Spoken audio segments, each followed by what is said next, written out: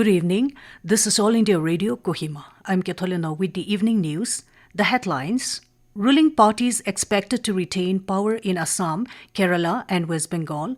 Opposition likely to form government in Tamil Nadu and Puducherry. Nagaland reports 216 COVID-19 infections, increasing tally to 14,350. Railways deploy 10 COVID-19 isolation coaches to Nagaland, and government adopting strategies for revival and sustenance of tourism industry in Nagaland.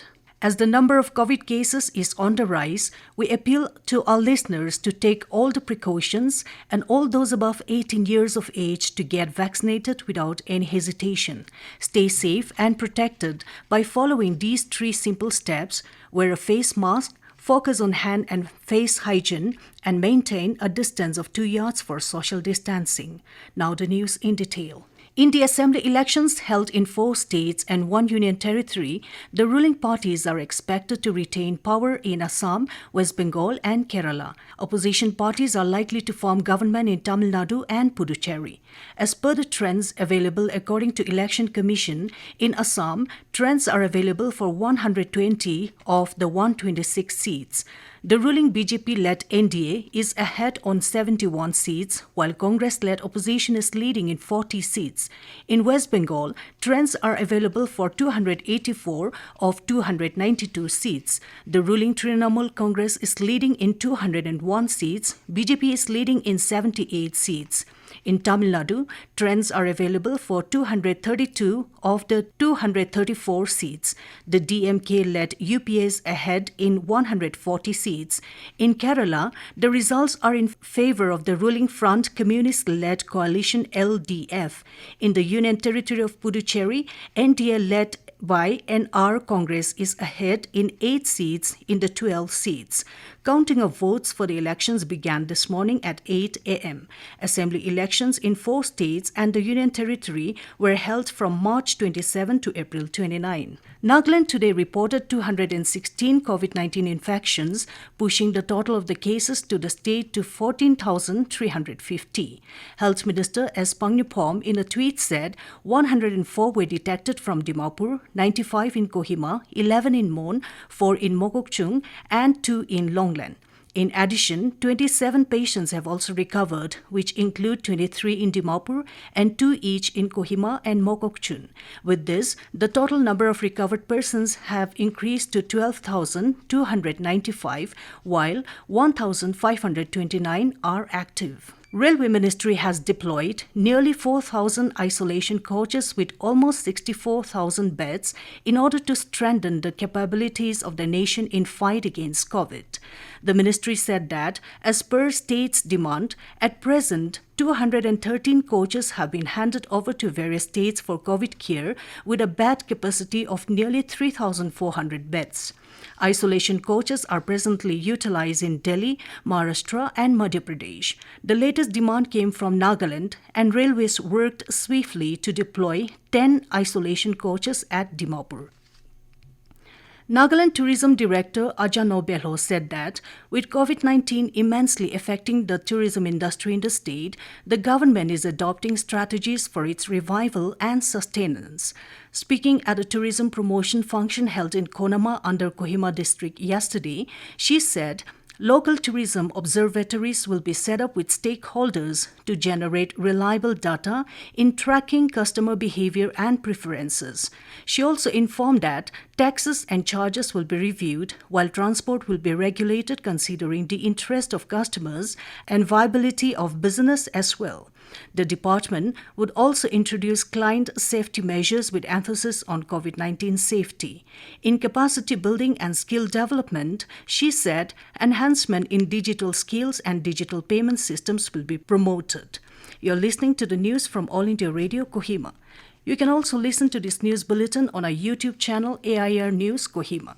The Konama Experience Tourism Strategies for the New Millennium, an event initiated by a group formed mainly for conservation of nature in Konama, was held at Terhocheshe, Konama yesterday. During the event, the local community all stakeholders and the state government came together to deliberate, share, and set strategies to make Konoma village as one of the model tourism villages in Nagaland. Speaking on the occasion, advisor to Chief Minister Abu Metha termed Konoma village as the land that shaped the history of Nagaland and expressed his gratitude to the village for producing many great sons and daughters of the land. He called the village a historic and legendary village. Metha also applauded the various steps taken by the village and making Nagaland known throughout the country and the world. Dwelling on the impact of the COVID-19 pandemic on the tourism sector in the state, Metha encouraged the gathering to use the pandemic as an opportunity to strengthen, introspect, and to be prepared better. Also saying that Nagas are very well known for their hospitality, he said that there is a need to commercialize various tourism-related activities. The World Health Organization (WHO) has given the go-ahead for emergency use of Moderna's COVID-19 vaccine. The mRNA vaccine from the US manufacturer joins vaccines from AstraZeneca, Pfizer-BioNTech, and Johnson & Johnson in receiving the WHO's emergency use listing. In a statement, WHO's CEO Stephen Bancel said similar approvals for China's Sinopharm and Sinovac vaccines are expected in the coming days and weeks. PEC Deputy Commissioner Razuvolia Dozo, in view of surge in COVID-19 cases and to facilitate contact tracing of COVID-positive persons, has ordered all public and private transport counters to mandatorily maintain a register to record details of all passengers on daily basis. The order said the register should compulsorily contain date-wise information with detailed address and contact number of each passenger. The DC said Station Superintendent NST, PEC, and all Nagaland Taxi Association, PEC unit will be responsible for its implementation. It said the district transport officer shall ensure strict enforcement of the order and initiate regular checking of the same and submit report to District Task Force on COVID-19 on weekly basis or as and when required. Prime Minister Narendra Modi today chaired a meeting to review the usage of gaseous oxygen to ramp up supply and availability of oxygen in the country. Many industries like steel plants, refineries with petrochemical units, industries using rich combustion process, power plants have oxygen plants which produce gaseous oxygen. This oxygen can be tapped for medical use. The strategy being used is to identify industrial units which produce gaseous oxygen of requisite purity, shortlist those which are closer to cities, and establish temporary COVID care centers with oxygenated beds near that source. A pilot of 5 such facilities had already been initiated, and there is good progress on this. This is being accomplished through PSUs or private industries operating the plant and coordination of center and state governments.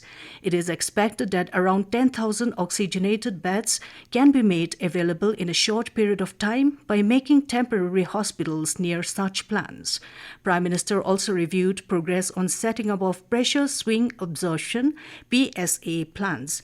He was informed that around 1,500 PSA plants are in the process of being set up through contribution of PM CARES, PSUs, and others. And Centre has appealed to states to enable child welfare committees to actively monitor well-being of children in need.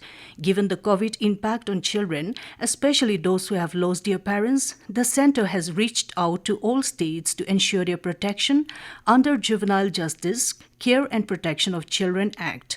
Women and Child Development Minister Smriti Irani said her ministry has appealed to states to enable child welfare committees to actively monitor well-being of children in need. To end the news, the headlines here again.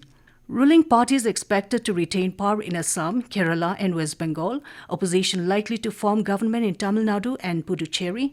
Nagaland reports 216 COVID-19 infections, increasing tally to 14,350. Railways deploy 10 COVID-19 isolation coaches to Nagaland. And government adopting strategies for revival and sustenance of tourism industry in Nagaland. That's all we have in this evening news bulletin. Good night.